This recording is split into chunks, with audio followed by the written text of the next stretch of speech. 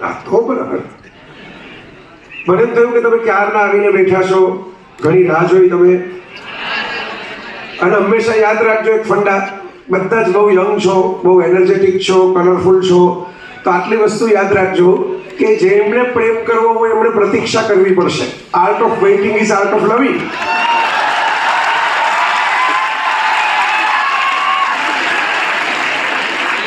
So it is સચ a wonderful occasion. હું 2 વર્ષ પહેલા આવેલો, તમારા બધા મિત્રો મને યાદ કરાવતા હતા આપણે રસ્તાની અંદર કે ભાઈ કઈ તારીખે આવેલો. અને આઈ સ્ટીલ રિમેમ્બર ધેટ કે આખા ભારતની અંદર એક જ યુનિવર્સિટી એવી છે કે જેની અંદર ઓશો રજનીશનું કોટ પણ કેમ્પસની અંદર લખાયેલું છે.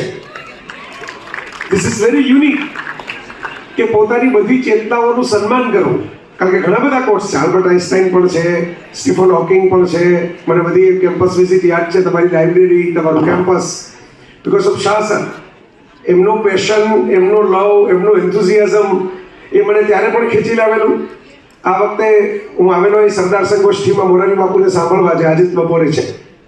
પણ પછી સવારનો ભાગ ખાલી હતો, પ્રજ્ઞાબેન સાથે વાત થતી હતી, તો તરત જ પ્રજ્ઞાબેને કહ્યું કે ભાઈ તમારે પેલી યુનિવર્સિટી જવું હોય તો બાકી છે. તો એમણે યાદ દેવડે હું તરત પકડી લીધું. મેં કીધું આ ચોક્કસ મારે, મેં કીધું પ્રોમિસ કરેલું કે હું એક વખત આ યુથ સાથે વાતો કરવા આવીશ. પણ આ જોઈને મને એમ લાગે છે કોઈ એક વખત શું કામ આવું, હું તો ઘણી વખત આવીશ. સો ઇટ ઇઝ સચ એ, મને તો હું એક, હવે તમે બધા જાણો જ છો સેલ્ફી યુગ છે અત્યારે, સ્વાવલંબનનો. તો હું મારી સેલ્ફી લેવાને બદલે તમારો ફોટો લઈ લઉં અત્યારે. And I will post this કે ભાઈ ઉકા તરસાડે યુનિવર્સિટીની અંદર કેવું સરસ મજાનું ચાર્મિંગ, વેરી લવિંગ, ચાર્મિંગ, બ્યુટીફુલ યંગ ક્રાઉડ હતું કે જે લોકો આજના જમાનામાં સાંભળવા માટે બેઠા. આ બીજી તમને આર્ટ ઓફ લવ વાત કરું, આર્ટ ઓફ લવિંગની. આપણે પહેલા કીધું art of waiting is art of loving, art of listening is also art of loving. આ પેલી 4 બંગલીવાળી ગાડી નથી, ઓડી. હું જર્મની ગયો તો ત્યારે મેં એનો અર્થ પૂછેલો કે ભાઈ ગાડીમાં ઓડિયો સિસ્ટમ તો છે, હોય બધી ગાડીમાં હોય, તારું નામ ઓડી કેમ છે, યુડી. તો મને કહેવામાં આવ્યું કે જર્મન ભાષામાં એનો અર્થ થાય છે લવર, પ્રેમ. અને જેને પ્રેમ કરવો હોય ને એને બીજાને સાંભળતા શીખવું પડે. કારણ કે પ્રેમની નિશાની છે, જે બોલે એ પ્રેમ ન કરતા હોય, જે સાંભળે એ પ્રેમ કરતા હોય. એટલે ઓડી મીન્સ લવર. એટલે તમે લોકો બે રીતે રાહ જોઈ એટલા માટે પણ અને સાંભળવા બેઠા છો એટલા માટે પણ, બે રીતે લવર્સ છો. અને મને ગમે છે, જવાનો સાથે વાત કરવી ગમે છે. કારણ કે આ પેઢીની કોઈ ભૂલ નથી, આ પેઢીનું કોઈ પાપ નથી, આ પેઢીની કોઈ મુશ્કેલી નથી. જે આગલી પેઢીઓ પોતે નથી કરી શકીને એ બધું એકાઉન્ટની ભાષામાં કહું તો કેરી ફોરવર્ડ કરીને તમારી માથે નાખ્યું છે, પછી એમ કહે છે કે આ પેઢી બગડી ગઈ છે. This generation is such a transparent generation. Adventurous, transparent, very joyful. હવે કરપ્શન છે એ તમે ક્રિએટ નથી કર્યું, કાસ્ટિઝમ છે તમે ક્રિએટ નથી કર્યું, આ બધા જે પ્રોબ્લેમ છે, ડિસઓનેસ્ટી તમે ક્રિએટ નથી કરી. આ બધા પ્રોબ્લેમ છે આપણા દેશની અંદર. ગંદકી છે, સડકના ખાડાઓ છે, બરાબર, આ બધા પણ પ્રોબ્લેમ છે. એક્યુઆઈ આપણો બહુ વિચિત્ર રીતે આડોઅવળો થતો જાય છે, એર પોલ્યુશનનો, વોટર પોલ્યુશનનો. આ જનરેશન કોઈ પણ રીતે એના માટે જવાબદાર નથી. પણ જે એના માટે જવાબદાર છે એ રોજ આવીને તમને શિખામણના અથોડા મારતા હશે કે તમારે આમ કરવું જોઈએ, તમારે તેમ કરવું જોઈએ, તમારે આમ જોવું જોઈએ, તમારે આમ જીવવું જોઈએ. તો હું તો કાયમ કહું જ છું. ઘણા વર્ષો પહેલા એક સરસ મજાનું સ્લોગન આવેલું કેડ કેમ્પેઇનમાં, અને મને બહુ ગમી ગયેલું, ફ્રીડમ ટુ બી. ફ્રીડમ ટુ બી. મારે જે થવું છે થવાની આઝાદી તો મને આપો. હું ઘરે ભણ્યો, હોમ સ્કૂલ, મીન્સ મારે સ્કૂલ જવાનું હતું જ નહીં. એ વખતે મોબાઈલ પણ નહોતા, ઇન્ટરનેટ પણ નહોતું, ટેલિવિઝનમાં સેટેલાઇટ ચેનલો નહોતી. મારા પેરેન્ટ્સ રોજની એક બુક, અને રાધર દરેક વખતે બુક જ આપે એવું જરૂરી નહીં, કોમિક્સ આપતા. અમર ચિત્રકથા, ઇન્દ્રજાલ કોમિક્સ, વોલ્ટ ડિઝનીના કોમિક્સ, ફેન્ટમ, ડીસી, માર્વેલ. એ વખતે મળતું બધું ભારતમાં. મોંઘું મળતું, થોડું લેટ આવતું અમેરિકાને એના કરતાં, પણ મળતું. તો એ લઈ આવીને આપતા. એટલે બધી એડવેન્ચર સ્ટોરીઓ, એક બાજુથી તમે અર્જુનની વાત વાંચતા હો, બીજી બાજુથી તમે ટાર્ઝનની વાત વાંચતા હો, બે એક સાથે થતું હોય. બ્લેન્ડિંગ ઓફ બોથ કલ્ચર આવ્યું. એ વખતે એ પેરેન્ટ્સે દે વર ટીચર્સ, અને એમણે નક્કી કર્યું કે આપણે બીજાને ભણાવીએ તો આપણા બાળકને કેમ ન ભણાવી શકીએ, અને એમણે ભણાવવાનું નક્કી કર્યું ને ત્યારે મારા મમ્મી એક બહુ ઇન્ટરેસ્ટિંગ વાત કહેતા. એમ કહેતા કે આપણે કહીએ છીએ ને બાળકોને બધી સ્વતંત્રતા આપી, ભૂલો કરવાની સ્વતંત્રતા ના આપો ત્યાં લગી એને આઝાદી કહેવાય જ નહીં. આઝાદી એને કહેવાય કે તમને ભૂલો કરવાની સ્વતંત્રતા મળે, ફ્રીડમ ટુ મેક મિસ્ટેક્સ. હા, પણ મિસ્ટેક્સ કર્યા પછી you have to learn from it. Otherwise શું થશે, જો આ આપણા માટે છે એવું નથી કે બીજા માટે છે, આપણે જો એમાંથી શીખીને ડેવલપ નહીં કરીએ આપણી સેલ્ફને, તો ગ્રેજ્યુઅલી એવું થશે કે આપણી મિસ્ટેક છે એ હેબિટ થઈ જશે. અને બહુ સરસ મજાનું એક મૂવી હતું રસેલ ક્રોનું, જેની અંદર મેં એક ડાયલોગ જોયેલો કે એમાં હોય આવડું મોટું ક્રાઉડ છે ને, એમાં 5-15 જણા એવા છે કે જેમને આ વાતો નથી સાંભળવી પણ પોતે વાતો કરવી છે. ઓકે, આ આખા ભારતનો નિયમ છે કે જ્યાં ગામ હોય ત્યાં કચરા ટોપલી હોય, તો આપણે કચરા ટોપલી પણ રાખવી પડે. મને એમાં વાંધો નથી, એ મિત્રો પોતે વાતો કરે એની સામે મને કેમ એનો વિરોધ નથી. મારી મુશ્કેલી એટલી જ છે કે એ લોકો અંદરો અંદર વાતો કરી શકે છે, સ્ટેજ ઉપર આવીને નથી કરી શકતા. લાઈફ બનશે, કરિયર બનશે, પૈસા મળશે, સ્ટેજ ઉપર વાતો કરશો તો. બેન્ચ ઉપર બેસીને વાતો કરવાથી પૈસા નથી મળતા, લાઈફ નથી બનતી, આઈડેન્ટિટી નથી બનતી, કોઈ સેલ્ફી નથી બનાવતું. આ રિયાલિટી ઓફ લાઈફ છે. તો વન ઇઝ ટુ ચૂઝ કે તમારે સ્પેક્ટેટર બનવું છે, પ્લેયર બનવું છે. સ્પેક્ટેટર બનશો તો લિયોનાલ મેસી 10 મિનિટ માટે આવી હાથ હલાવીને જતો રહેશે, તમારા 40,000 રૂપિયા જતા રહેશે, પછી તમે પ્લાસ્ટિકની બોટલો ફેંકશો. આ પ્રેક્ષકો પાસે આટલો જ હક છે, એનાથી વધારે હક નથી. પણ તમે દેવેન્દ્ર ફડણવીસ હશો, તમે સચિન તેંડુલકર હશો, તો તમે એ જ મેસીની બાજુમાં ઉભા રહીને 2 ફોટા પડાવી શકશો, બીજા ફોટા તમારા પાડી દેશે. હવે વી હેવ ટુ ડિસાઇડ, આપણી પાસે આ રાઈટ ચોઇસ છે ઉંમરની કે ભાઈ આપણે શું બનવું છે.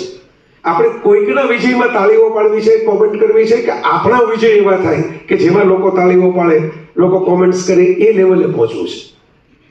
અને ધેટ્સ વેરી ઇન્ટરેસ્ટિંગ. હું તમને કહું, હું જ્યારે બીબીએ ના આપવાની વાત આપણે બાકી જ રાખીએ છીએ, હજી આપણે ચાલુ છે એ વાત, એને આપણે પોસ્ટનું બટન દબાવીને આપણે બીજી ચેનલ ચાલુ કરીએ. ચાલો, હું જ્યારે બીબીએની અંદર હતો ત્યારે એના વાયવાની અંદર અમારા સર જે હતા એ મને ઓળખતા હતા, તો એને ખબર હતી કે હું કયા સવાલના જવાબ સાચા આપી દઈશ, કારણ કે એને મને ભણાવેલો હતો. એટલે એમણે મને જુદો જ સવાલ પૂછ્યો. એને ખબર હતી કે ભાઈ મને નિબંધમાં, વક્તૃત્વમાં, આવી બધી સ્પર્ધાઓમાં, કોમ્પિટિશનમાં, એસે, ઇલોક્યુશન બધામાં બહુ ઇન્ટરેસ્ટ છે. એમાંથી મારી લાઈફ બની ગઈ. તમે જુઓ, ત્યારે હું કોન્ટેસ્ટ હતી, આજે પ્રોફેશન છે. ત્યારે 5 મિનિટમાં બેલ વાગે ત્યારે પૂરું થતું હતું, હવે આપણે બેલ વગાડીએ ત્યારે પૂરું થાય છે.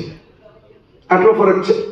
તો મારા સરે મને એમ કહ્યું કે ભાઈ તમે કઈ સ્પોર્ટ્સમાં ઇન્ટરેસ્ટ ધરાવો છો? એટલે મેં કીધું સર આઈ લવ ક્રિકેટ.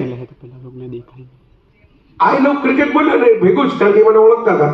એમણે તરત કાગળ ઉપર ક્રિકેટની પીચ દોરી, બરાબર, સ્ટમ્પ દોર્યા, અને સ્ટમ્પ દોરીને એમ કીધું કે આમાં સિલી મિડ ઓફ ક્યાં આવે, મિડ વિકેટ ક્યાં આવે. 3 ફિલ્ડિંગ પોઝિશન મને બતાવી, ત્રીજી તો મને અત્યારે યાદ નથી રહી. Silly mid of mid wicket યાદ છે. મેં કહ્યું કે તો આપણને ખબર નથી, આપણે તો ટીવીમાં મેચ જોતા હોય, ત્યારે તો આજના જેટલા સરસ રીતે ટીવીમાં મેચ આવતા જ નહોતા. 90s ની અંદર દૂરદર્શનમાં મેચ આવતા ખાલી. એટલે મેં કીધું કે sir I don't know about it. તો મને કહે કે તમે ક્રિકેટ જોવો છો, એમ તમારે કહેવાનું છે કે I am watching cricket, I am not playing cricket. જે પ્લેઇંગ ક્રિકેટ કરતા હોય ને, જે રમતા હોય ને, એને ખબર હોય કે ફિલ્ડિંગ પોઝિશન ક્યાં આવે. જે ટીવી મેચ જોતા હોય ને એને ખબર ન હોય.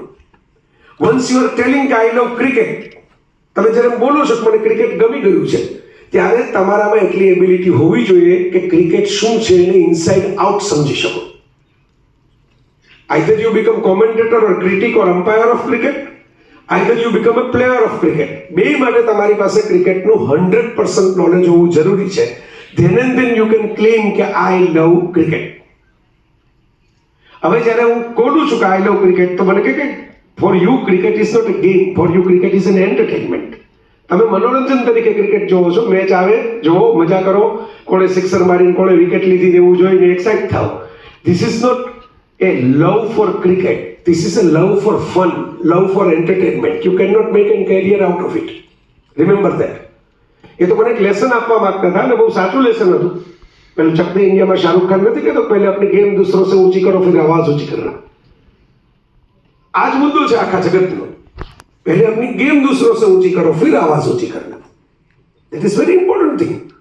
તમારામાંથી જે મિત્રોને કોઈકને એમ થતું હશે કે આપણે તો બોલતા હતા પણ હવે આ બધી વાતો થઈને આપણને ચૂપ કરી દેવામાં આવ્યા, એના માટે રંગ દે બસંતી નામની જે હવે તો ઘણી જૂની થઈ ગઈ પણ એક સમયે કોલેજ એન્ડ યુથમાં બહુ પોપ્યુલર રહેલી ફિલ્મ આમિર ખાનની, એમાં પણ એક ડાયલોગ છે કે कॉलेज के गेट के इस पार हम लाइफ को नचाते हैं और कॉलेज के गेट के उस पार लाइफ हमें नचाती है. તો લાઈફ આપણને ડાન્સ કરાવે ત્યારે આપણું પ્રિપેરેશન કેટલું છે ઇટ ઇઝ મોર ઇમ્પોર્ટન્ટ. આ બધા લેક્ચર શું કામ રાખવામાં આવે? Why there is a sharing of knowledge. In fact universities અને સ્કૂલ બની જ શું કામ આ જગતના? જો બહુ ઇન્ટરેસ્ટિંગ વાત તમને કરું, દુનિયામાં માણસ છે ને એ વીકેસ્ટ એનિમલ છે, નબળામાં નબળું. વીકેસ્ટ એટલા માટે કે 3 weather, winter, summer and monsoon, શિયાળો, ઉનાળો અને ચોમાસું, આ 3 ઋતુઓ માણસનું બાળક કોઈ કેર વગર એકલા પસાર નથી કરી શકતું. જન્મીને કોઈ પણ બચ્ચાને તમે છૂટું મૂકી દો, તાજા જન્મેલા શિશુને, તો શિયાળામાં કાં મરી જશે, કાં ઉનાળામાં મરી જશે ગરમીને કારણે, કાં ચોમાસાના પાણીને કારણે, ભેજને કારણે મરી જશે. હ્યુમન બિઈંગ, એનું બાળક માખી, મચ્છર, આ બધા બાળકો કરતાં નબળું છે. બાકીના બાળકો જન્મીને સર્વાઈવ થઈ જાય છે, જંગલમાં સર્વાઈવ થઈ જાય છે, કોઈ કેર વગર સર્વાઈવ થઈ જાય છે. આપણા બાળકને લાંબા સમય સુધી કેર જોઈએ છે. એટલે બ્રેઇનની આલ્મા મેટરની થિયરી એવું કહે છે, સાયન્ટિફિક થિયરી છે કે મગજમાં સતત નવા ઝોન બન્યા કરે, જૂના ઝોન ક્લિયર થાય, નવા કોર્ટેક્સ ક્રિએટ થાય, નવા ન્યુરોન્સ ક્રિએટ થાય, એની એબિલિટી ઓફ અન્ડરસ્ટેન્ડિંગ ક્રિએટ થાય. આ પ્રોસેસ 25 વર્ષ લગી ચાલ્યા કરે છે. એટલે એજ્યુકેશનની એજ ઓલમોસ્ટ બધી જ કલ્ચરમાં, પ્રાચીન ગુરુકુલ સંસ્કૃતિમાં હોય કે અત્યારની મોડર્ન યુનિવર્સિટી કલ્ચર હોય, બધામાં 25 આસપાસથી રાખવામાં આવી છે. 25 આસપાસ ભણીને રાખવાનું, કારણ કે તમારું બ્રેઇન 100% ડેવલપ નથી. તમને ઘણી વાર થતું હશે કે 18 વર્ષે જ મતનો અધિકાર આપે કે ડ્રાઇવિંગ લાયસન્સ આપે, એવું શું કામ? 18માં એવું શું સ્પેશિયલ છે? સ્પેશિયલ એ છે કે જજમેન્ટ, સામે વાહન આવતું હોય તો વાહનનું જજમેન્ટ અને એનાલિટિકલ સ્કિલ, કે આ બે વસ્તુ કમ્પેર કરો, 4 ઉમેદવાર છે, કમ્પેર કરો મારે આને વોટ શું કામ આપવો છે અને શું કામ આને નથી આપવો. કમ્પેરિઝન, એનાલિસિસ એન્ડ જજમેન્ટ, આ 3 સ્કિલ બ્રેઇનના જે ફ્રન્ટ લોબની અંદર છે, એ ભાગનું ડેવલપમેન્ટ 17 વર્ષે થાય છે. ત્યાં સુધી ઓછું થયેલું હોય છે.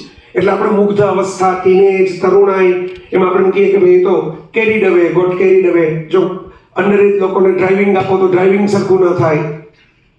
બહુ ઓછા લોકો, એવું નથી કે અપવાદો બધે હોય છે. અત્યારે વૈભવ સૂર્યવંશી નામનો અપવાદ છે જ આપણી વચ્ચે, 14 વર્ષની ઉંમરે ધડાધડ રમે છે. મુદ્દો એ અત્યારે કેવું રમે છે એવું નથી. મુદ્દો એ છે કે 16 વર્ષની ઉંમરે સચિન અને કાંબલી બંને એક સાથે ભારતની ક્રિકેટ ટીમમાં આવેલા, from same school, same background, same class, same coach, same play, cricket, same score, 300 in school tournament. બરાબર? અત્યારે વૈભવ 14 નો છે, ત્યારે સચિન અને કાંબલી 16 હતા. 16 વર્ષની ઉંમરથી સચિને પોતાની લાઈફ એવી ક્રિએટ કરી કે આજે આપણે કોહલીની કમ્પેર કરવાની આવે, સીધો આવે સચિનનો રેકોર્ડ તોડે એ કોહલી. કોહલીને કાંબલીની કમ્પેર નથી થતી. આ કાંબલી ન્યૂઝમાં આવે છે ક્યારેક ડ્રગ એડિક્શનને કારણે, ક્યારેક આલ્કોહોલને કારણે, ક્યારેક પત્નીને મારવાને કારણે, ક્યારેક પૈસા ઉધાર લઈને ન ચૂકવી શકવાને કારણે. આ બધા બાબતે ન્યૂઝમાં હોય છે. તમને આ બહુ જૂની જનરેશનની વાત લાગે તો હમણાંનો જ એક દાખલો આપું. 5-6 વર્ષ પહેલા ભારતીય ક્રિકેટ ટીમમાં નેક્સ્ટ આ કોહલી કે એની જગ્યા લેવા માટેનો બેટ્સમેન ગણાતો તો પૃથ્વી શો, જે આજે આઈપીએલમાં વેચાતો નથી. કારણ કે ભાઈ ગોટ કેરીડ અવે. જે પેલું બ્રેઇનની હું વાત કરું છું ને, એ પણ ખાસો યંગ હતો. જેવી સફળતા મળી, સ્વિમિંગ પુલ કેવા છે ઘરની અંદર, પાર્ટી કેવી થાય છે, ગર્લફ્રેન્ડ્સ કેટલી છે, આના વિડીયો છે. હું મારા એંગલથી તો કહેતો નથી, હું તો એને મળ્યો નથી. એને જ બનાવેલા વિડીયો છે, પોતે મૂકેલા વિડીયો છે. નાના સ્ટેશન ઉપર તમારી ગાડી ઊભી રહે તો મેઇન સ્ટેશન ઉપર મોડી પહોંચે, એટલો જ સિમ્પલ રૂલ છે આખી વાતનો. તો આપણે we have to focus for our sales, આપણા પોતાના માટે. મારા માટે નહીં, હું તો હમણાં કલાકમાં જતો રહીશ, બરાબર. પણ આપણે કશું પહોંચવું છે. આપણે જ્યારે ફોટો પાડીએ કોઈની સાથે, સેલ્ફી લઈએ, હવે સેલ્ફી લઈએ પછી મજા ન આવે, સારો ન લાગે, આપણો ફોટો પાડીએ, ડિલીટ કરી નાખીએ. આપણે એને અપલોડ નથી કરતા. We are conscious about it. કે ઇન્સ્ટાગ્રામમાં ફેસબુકમાં એવા ફોટા અપલોડ આપણે ન થઈ જાય જેમાં વાળ વિખરાયેલા હોય, ઊંઘવાળી આંખ હોય, ચોળાયેલું કંઈક કપડાં હોય. કેમ? એમાં કોઈ ગુનો તો છે નહીં, ધેર ઇઝ નો ક્રાઇમ, એની કોઈ એફઆઈઆર નથી, એની કોઈ પનિશમેન્ટ નથી. સ્ટીલ વી આર થિંકિંગ કે આવું નથી કરવું, આ ફોટો નથી મૂકવો, ફોટાને ફિલ્ટરમાં નાખીએ, સરસ શણગારીએ. હવે તો એઆઈ ટૂલ્સ આવી ગયા છે, તમારા કપડાં ચેન્જ થઈ જાય, બેકગ્રાઉન્ડ ચેન્જ થઈ જાય. બરાબર? આ બધું આપણે કરીને મૂકીએ છીએ. શું કામ? વી આર કોન્શિયસ કે આપણી જે બેસ્ટ સેલ્ફ હોય, બેસ્ટ પીક હોય, બેસ્ટ આઈડેન્ટિટી હોય, બેસ્ટ સ્ટાઇલ હોય. આપણે અત્યારે ઊભા નથી દરિયા કિનારે, પણ એઆઈ જો દરિયા કિનારો બનાવી દેતો હોય તો દરિયા કિનારો નાખી દો, પહાડ નાખી દો. સરસ દેખાવું જોઈએ, દુનિયા સામે મૂકવાનું છે. ઘરની બહાર નીકળતી વખતે પણ આવો વિચાર કરીએ છીએ કે જવાનું તો સ્કૂલે છે, કોલેજે છે, ભણવા જવાનું છે, છતાં આપણે અરીસા સામે ઉભા રહીને 1 મિનિટ ચેક કરીએ છીએ કે વાળ બરાબર છે ને. આ એટલા માટે છે કે વી આર કોન્શિયસ કે સમાજ સામે આપણે શું લઈને જશું, દુનિયા સામે આપણે શું લઈને જશું. મારો તો એક સિમ્પલ ક્વેશ્ચન છે કે ઇમેજ માટે જો આપણે આટલા કોન્શિયસ હોય, ઇમેજ મીન્સ ફોટોગ્રાફ, તો આપણી પોતાની સેલ્ફ માટે આપણે શું કામ એટલા કોન્શિયસ નથી કે આપણે દુનિયા સામે કઈ સેલ્ફ લઈને જશું. અને એમાંથી આપણો સબ્જેક્ટ છે યૌવન એક યાત્રા. મોસમ મસ્તાના, રસ્તા અંજાના. જો જુવાનીનો મોસમ મસ્તાના જ હોય, વિચાર કરજો. શું કામ? હોર્મોન્સ પીક ઉપર હોય, તમારી જે ફિઝિકલ એબિલિટી છે એ મેક્સિમમ હોય, મેન્ટલી હજી એટલા બધા સ્ટ્રેસ કે એટલા બધા ડિપ્રેશન આવે જ નહીં. હમણાં કપિલ દેવ, આપણા ભારતના ભૂતપૂર્વ ક્રિકેટર, એનો એક ઇન્ટરવ્યુ હતો, તેમણે એમ કીધું કે હું સ્કૂલ કોલેજમાં જાઉં ત્યારે છોકરાઓ વાત કરે છે કે ભાઈ પ્રેશર બહુ છે અમને. तो हमने हंसता हंसता कहूँ છું कि भाई लाइफ प्रेशर के लिए नहीं है, प्लेजर के लिए है. हम लोग स्पोर्ट्स इसलिए खेलते थे कि मजा आए. आप लोग इसलिए खेलते हो कि उसको कुछ को हरा सको, कुछ जीत सको. जीतना हारना छोड़ो, पहले मजा लेना सीखो. Learn to enjoy the game. તો આજે ઉંમર છે, આજે ભણવાનું છે, આજે લાઈફ બનાવવાની છે, લર્ન ટુ એન્જોય ઇટ. આપણે પાછા જ્યાંથી વાત પેલી અધૂરી મૂકીને પોઝમાં મૂકી હતી ત્યાં આવ્યા મેક મિસ્ટેક્સ. એક સરસ મજાની રસેલ ક્રોની ફિલ્મ હતી અને એની અંદર એક એવો સીન હતો કે ભાઈ દાદાજી છે એ ગ્રાન્ડ ચાઇલ્ડ સાથે ટેનિસ રમે છે. હવે સ્વાભાવિકપણે દાદા શું કરે કે ભાઈ બાળકને જીતવા દે, પોતાને ભલે આવડતું હોય, પોતે મોટા હોય, એટલે બાળક રાજી થાય, જીતે. તો બાળકને જીતવા દે છે, બાળકને મજા આવી જાય છે. મજા આવી જાય છે એની ભેગો ભેગો ધીરે નાનું બાળક છે, ઈગો આવતો જાય છે કે હું તો હરાવી દઉં. જો દાદા ગમે તેવા હોય હરાવી દઉં, એ મોટા હોય તો હરાવી દઉં. 2-3 મેચ પછી દાદાને એમ થાય છે કે આને થોડુંક લાઈફ લેસન આપીએ આપણે, કે દરેક વખતે લાઈફમાં બધી વિક્ટરીઓ આટલી ઇઝી નથી હોતી. આ તો અમે દાદા છીએ એટલે સરેન્ડર કરીએ છીએ. એટલે પછી એકચ્યુઅલ ગેમ રમે છે, ફટાફટ બાળક હારી જાય છે. બાળક ટેનિસનું રેકેટ પછાડીને રોવા માંડે છે. એટલે દાદા કે કેમ? તો હમણાં 4 ગેમ જીતો ત્યારે તને બહુ મજા આવી, એક ગેમ હારી ગયો તો તને મજા નથી આવતી. એટલે એ કે આઈ હેટ ડિફીટ. પેલું છોકરું એમ કહે છે મને હારવું ગમતું જ નથી, કોઈ નથી ગમતું. આઈ બેઠા છે, કોને હારવું ગમે? I hate defeat. એટલે દાદા એને હસતા હસતા કહે છે કે see my son, success will not improve you, defeat will improve you. સફળતા છે ને એ તમારામાં કંઈ નવું નહીં લઈ આવે, રિપીટેશન લઈ આવશે. ઓસ્માન બેગનું મન મોર બની થનગાટ કર્યો, સુપરહિટ ગયું. કે કિંજલ દવેનું 4 બંગલીવાળી ગાડી સુપરહિટ ગયું. તો લોકો એમ જ કહેશે જ્યાં જાય ત્યાં બોલી બંગલીવાળું ગાઓ, મન મોર બની થનગાટ કરે ગાઓ. સફળતા તમારામાં રિપીટેશન લઈ આવશે. બરાબર? ધર્મેન્દ્ર એક પિક્ચરમાં કુત્તે કમીને મેરા ખૂન પી જાઉંગા એવું બોલે તો પછી કેટલાય પિક્ચરોમાં મમ્મી ધર્મેન્દ્ર પાસે હાથ બોલાવવા આવે. બરાબર? અનેક વખત આ જોઉં છું કે જે તમે સફળ થાઓ ગીતમાં, ડાયલોગમાં, બરાબર, એ તમને રિપીટ મોડમાં લઈ આવે કે તમે આજ ફરીથી કરો, આજ ફરીથી કરો.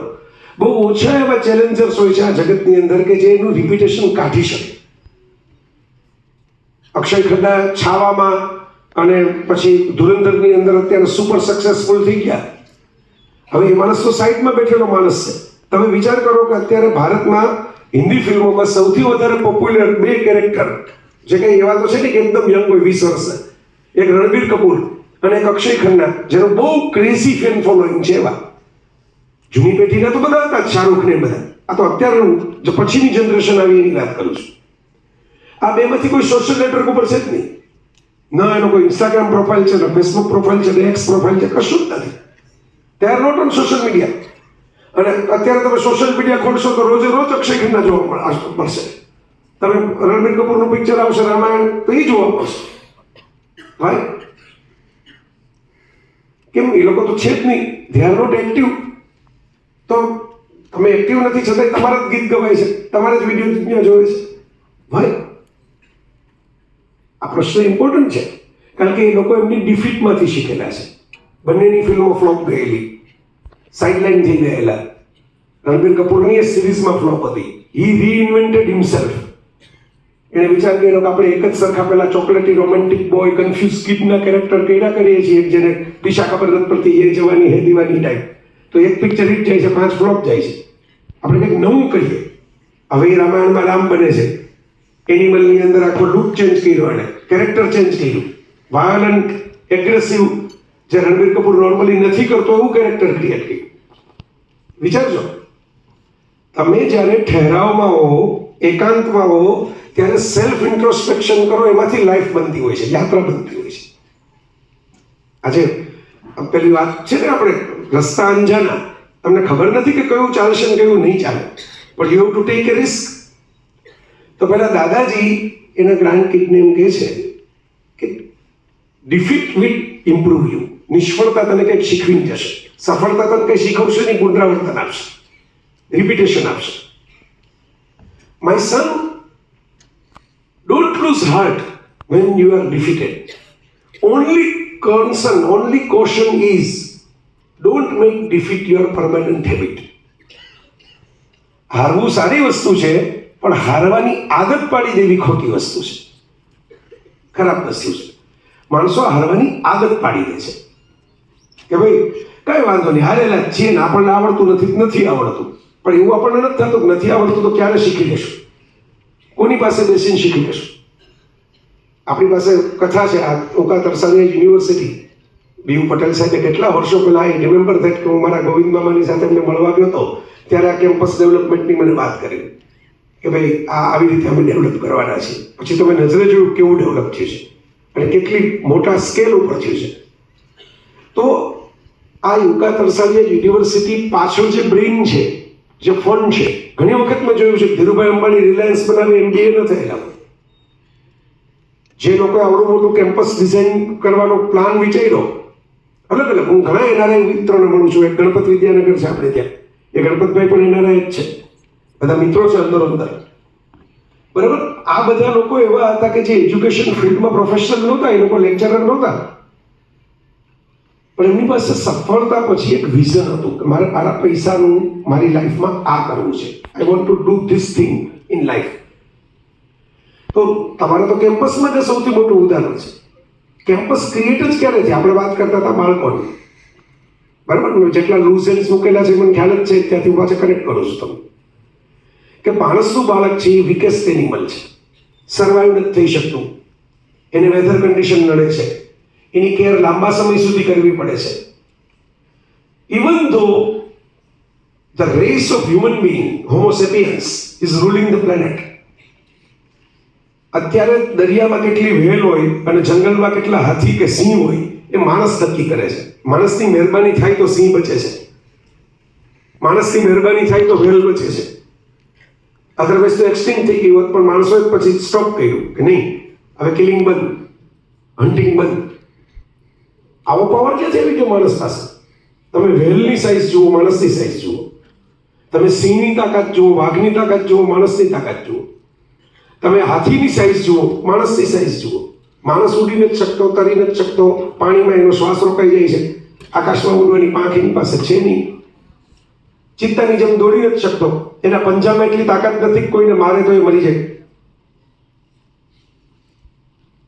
ક્યાંથી પાવર આવ્યો? તો આ પાવર જે આવ્યો ને એ તમારી યુનિવર્સિટી છે. આ અંજાન યાત્રાઓ જે છે, જે લોકોએ કરી, ત્યાંથી પાવર ક્રિએટ થયો. માણસ પાસે 2-3 એવી એબિલિટી છે કે જે એનિમલ વર્લ્ડ પાસે નથી, પશુ પંખીઓ, જળચરો પાસે નથી. એ માણસને હસતા આવડે છે. પશુ પંખીઓ હસી નથી શકતા.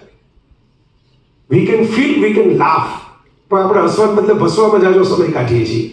એ તો પશુ પંખીઓને આવડે છે. આપણી પાસે જે સ્પેશિયલ છે એ આપણે એક્સરસાઇઝ નથી કરતા. ભસવાનું તો બધા પાસે છે, તમામ એનિમલ પાસે છે. બાઇટ કરવાનું, તૂટી પડવાનું, ખીજાવાનું, આ બધું આપણે બહુ એક્સરસાઇઝ કરીએ છીએ. પણ જે સ્પેશિયલ ગિફ્ટ આપણને મળી છે એ છે સ્માઇલ, મુસ્કુરાહટ. એ આપણે એક્સરસાઇઝ નથી કરતા. That's a first problem in our life, કે આ ભગવાને આપણને જ આપ્યું છે, બીજા કોઈ નથી આપ્યું. માણસ પાસે જે બીજી એબિલિટી છે એ છે લેંગ્વેજ. પશુઓ પાસે કોમ્યુનિકેશન છે, લેંગ્વેજ નથી. સાઉન્ડ્સ છે, સાઉન્ડ, અવાજો, ધ્વનિ. તમને ખબર પડી જાય કે આનંદનો, તમારું પાળેલું કૂતરું હોય તો ખબર પડે કે અત્યારે દુઃખમાં છે કે સુખમાં છે, કારણ કે એનો સાઉન્ડ ઉપરથી તમે જજ કરી શકો. પણ લેંગ્વેજ નથી, ભાષા નથી. અગેન આપણે આનો ઉપયોગ નથી કરતા. જેમ હસવાનો ઉપયોગ આપણે નથી કરતા, એમ ભાષા જેવી મોટી ગિફ્ટ આપણને મળી એનો આપણે ઉપયોગ નથી કરતા. ભાષા શીખવી જોઈએ. ભાષાની એક પોતાની બારીકી હોય. એક જ શબ્દ અમિતાભ બચ્ચન બોલે તો એનો પ્રભાવ જુદો પડે, એક શબ્દ સંજય દત્ત બોલે તો એનો પ્રભાવ જુદો પડે. બેની ડાયલોગ ડિલિવરી અલગ હોય. તો ભાષા, એનું વજન, શબ્દો, એનો કમાન્ડ, આપણે સ્કિલ છે શીખવા જેવી, સ્કિલ સેટ છે. હું જોઉં છું અત્યારે મોટાભાગના કરિયર પ્રોફેશનલ્સને સાયન્સના, આર્ટ્સના, કોમર્સના બધા કોર્સ કરી લેવા હોય છે. કોઈને ચાર્ટર્ડ એકાઉન્ટન્ટ થવું છે, કોઈને એન્જિનિયર થવું છે, કોઈને ડોક્ટર થવું છે, પણ દે don't want to learn language. એમને રીડિંગ નથી કરવું. એક્સ્ટ્રા રીડિંગ તો બિલકુલ નથી કરવું. જે રીડિંગ એક્ઝામ પૂરતું હોય એટલું જ કરવું છે. તો તમારી પાસે લેંગ્વેજ નહીં આવે. લેંગ્વેજ ખાલી તમારી પાસે હશે તો તમે ભારત જેવા દેશના 3 ટર્મ માટે પ્રાઇમ મિનિસ્ટર થઈ શકશો. બેસ્ટ ઉદાહરણ નરેન્દ્ર મોદી તમારી નજર સામે છે. ગુજરાતની બહાર એમને એક સમયે કોઈ ઓળખતું નહોતું. ઇનફેક્ટ એમની તો ટીકાઓ કરતા હતા લોકો ગુજરાતની બહાર. Just because of language, communication, art of public speaking, વાત કરવાની કળા. આ તમારી આટલું મોટું ઉદાહરણ છે કે લેંગ્વેજ આવે તો માણસ ક્યાં જતો. તો ભાષા આવડવી પડશે, ભાષા શીખવી પડશે, હસવાનું શીખવું પડશે. અને થર્ડ થિંગ, આ બહુ ઇન્ટરેસ્ટિંગ છે, જેમાં તમે લોકો પણ ઇન્વોલ્વ છો. Knowledge sharing is a human skill. Gorilla નામની એક વાંદરી કોકો, આ કોકો ગોરિલ્લા જે છે એ એક એવી ગોરિલ્લા વાનર હતી. એપ કહેવાય, ખરેખર તો વાનર પણ ન કહેવાય, નોટ મંકી બટ એપ હતી કે જે ઓલી APP વાળી નહીં, APE. તો એની 1000 શબ્દો આવડી ગયા. એની સાથે એની જે ટ્રેનર હતી એને 1000 શબ્દો, એટલે એ લિપસ્ટિક પણ બતાવી શકે, એ બોલ બતાવી શકે કે આ રમવા માટેનો. એનું નોલેજ ઘણું એવું થયું. એ ઈશારાઓ કરી શકતી હતી એની ટ્રેનર સાથે. બહુ યુનિક કેસ છે. તમે ક્યારેક કોકો ધ ગોરિલા એમ કરીને સર્ચ કરજો ગૂગલ, તમને કરી શકતી હતી. મ્યુઝિક આઈડેન્ટિફિકેશન આવડી કે આ સોંગ સાંભળવું, આ સોંગ નથી સાંભળવું. ના બાળક કેમ રહેવું, 2-3 વર્ષનું બાળક હોય, આમાં મમ્મા હાથે લાવે ને કે મારે નથી જતું. એવી રીતે અનફોર્ચ્યુનેટલી કોકોને જેટલું આવડી ગયું કે કોકો બીજા એની આસપાસ જેટલા ગોરિલા હતા એને શીખવા ન શકે. એટલે લોકો ગુજરી ગઈ થોડા વર્ષ પહેલા. તો કોકો ત્યારે કોકો ગઈ, તમામ સ્કિલ, તમામ નોલેજ, એને શીખેલા બધા જ શબ્દો, એનું આ બધું 25 વર્ષથી એના ટ્રેનરની મહેનત બહુ મસ્ત ટ્રેનર હતી. આ બધું જ કોકોની ડેથ સાથે જતું રહ્યું. હવે તમારે કોઈ નવો ગોરિલ્લા, કોઈ બાળક કિડ ગોરિલ્લા હોય, એને નવેસરથી ટ્રેન કરવાનો, નવેસરથી કોકોના લેવલે પહોંચાડવાનો. એ ગુજરી જાય ત્યારે એ જતું રહેશે. Human being has find the solution of this thing. અને ત્યાં આવે છે આપણી યાત્રા, આપણો આજનો સબ્જેક્ટ. માણસ આવો જ હતો, જંગલમાં રહેતો હતો. ખાવાનું કેમ પકાવવું ખબર નહોતી, કપડાં કેવી રીતે પહેરવા ખબર નહોતી, હેલ્થ એન્ડ હાઇજીનની ખબર નહોતી, કશું જ નહોતું. ત્યાંથી એણે પોતે જર્ની શરૂ કરી. એક જગ્યાએથી બીજી જગ્યાએ જવાની જર્નીમાંથી આપણી દેશ સર્વાઈવ